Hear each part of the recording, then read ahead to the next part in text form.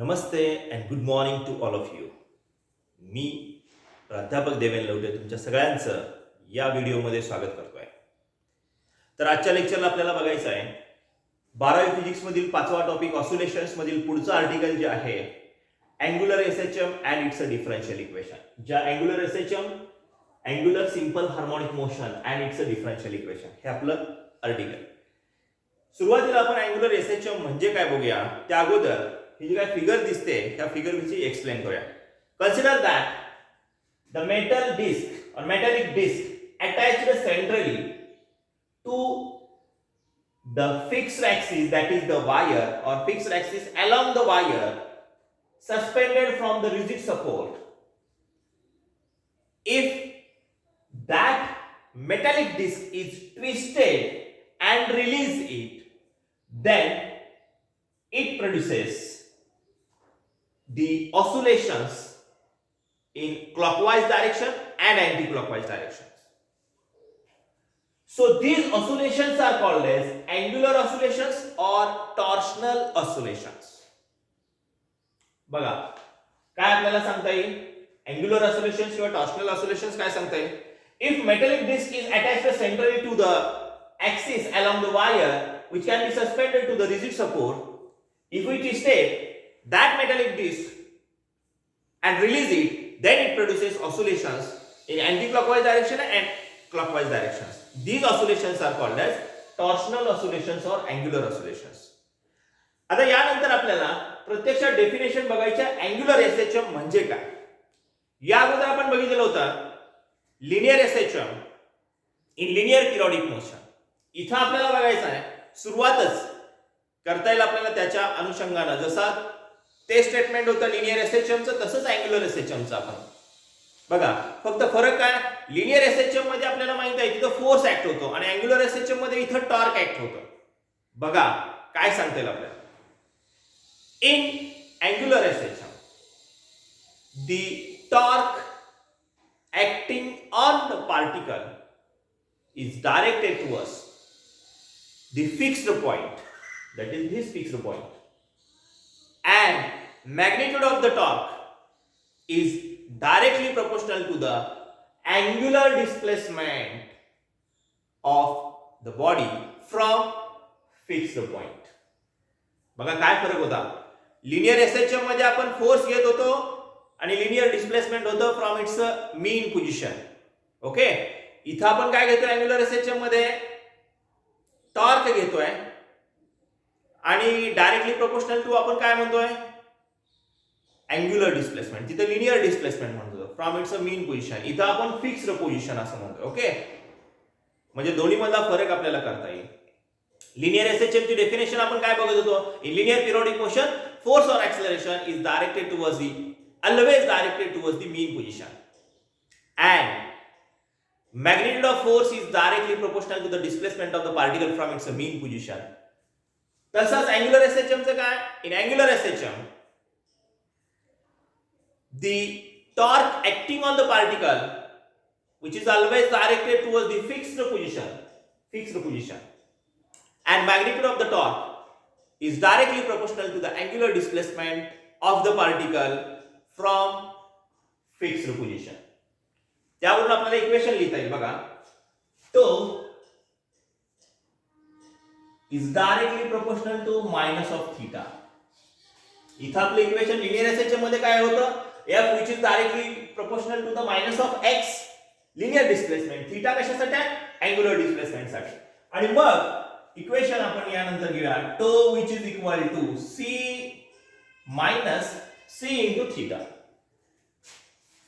तो which is equal to minus c into theta. हे c काय आहे प्रोपोर्शनॅलिटी कॉन्स्टंट किंवा टॉर्शनल कॉन्स्टंट असं म्हणू शकतो. जसं आपण घेतलं होतं f which is equal to minus k into x. k हा प्रोपोर्शनॅलिटी फोर्स कॉन्स्टंट आपण म्हणतो तो. तसा हा c काय आहे प्रोपोर्शनॅलिटी कॉन्स्टंट आहे त्याला टॉर्शनल कॉन्स्टंट असं म्हणतात. यानंतर हे जे इक्वेशन आपल्याला मिळालं या इक्वेशन नंतर आपण काय करतोय बघा. आपल्याला रिलेशन माहित आहे torque acting on the rotating body आपण एक्सप्रेशन बघितलेलं आहे पहिल्या टॉपिक मध्ये टो which is equal to I into alpha. Okay but or torque which is equal to I into alpha. Again we can write here the value of alpha in differential form. Means alpha ची value आपल्याला माहित आहे d square theta divided by dt square. He value आपण घेतली अल्फाची. Okay, इथं म्हणता येईल आपल्याला पुढं इथं where alpha which is equal to d square theta upon dt square. Okay, ही व्हॅल्यू आपण काय केली याची अल्फाची व्हॅल्यू इथे ठेवली where alpha which is equal to इथं आपण काय घेत होतं लिनियर एसएचएम मध्ये a which is equal to d square x divided by dt square. Okay, same अल्फाची व्हॅल्यू आपण या ठिकाणी घेतलेली आहे. त्यानंतर पुढं ही व्हॅल्यू इक्वेशन 1 मध्ये ठेवूया आपण.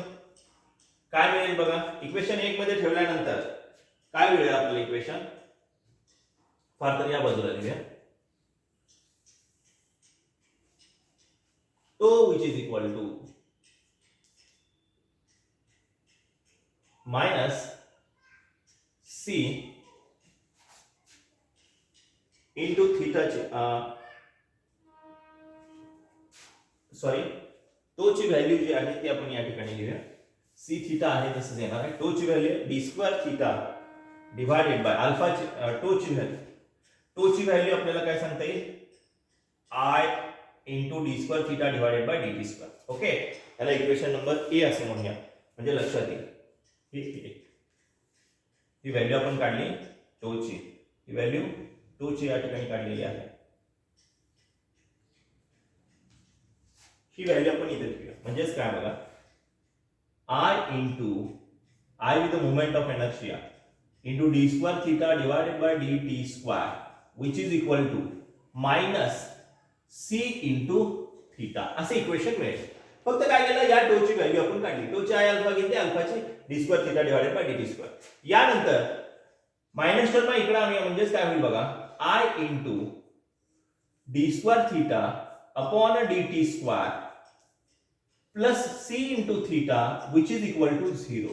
ओके, मग आता काय करायचं i टर्म आपल्याला डिफरन्शियल फॉर्म घ्यायचा आहे तर i टर्म आपल्याला एक्स्ट्रा पण divided by i on each term किंवा प्रत्येक टर्मला i ने डिवाइड करूया म्हणजे इथे काय मिळेल d square theta upon dt square plus c by i into theta which is equal to 0. आणि हेच आपल्याला सांगता येईल this is the differential equation of angular SHM. बघा अगदी थोडक्यात सांगता येईल आपल्याला.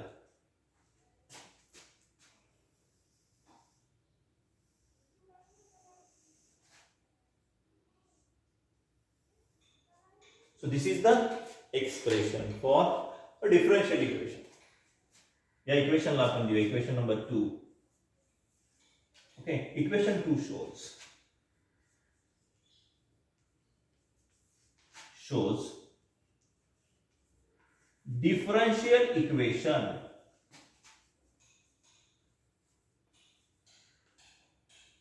of angular SHM. ओके, आणि हेच आपल्याला पाहिजे होतं. So this is